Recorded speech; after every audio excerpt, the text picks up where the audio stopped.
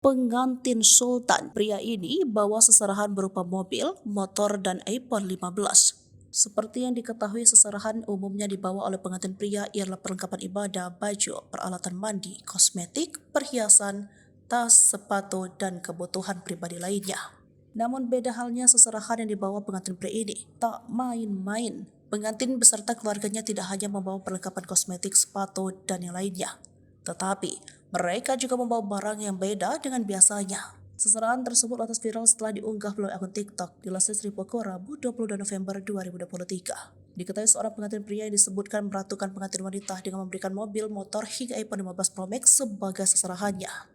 Pada video itu terlihat mobil yang terbuka dan mengangkut beberapa barang seserahan berupa perlengkapan rumah tangga seperti pakaian lemari dan tempat tidur. Pada video lanjutannya, terlihat pula mobil Kijang Innova hitam yang dibawa dengan menggunakan towing. Terlihat pula kotak yang berisi iPhone 15 serta motor NMAX sebagai bagian dari seserahan. Ditambah, pengantin pria beserta keluarga yang mengantarkan kompak mengenakan busana serba biru. Sontak saja iringan itu menuai beragam komentar warga dan yang mengatakan kalau pengantin laki-laki merupakan keluarga Sultan.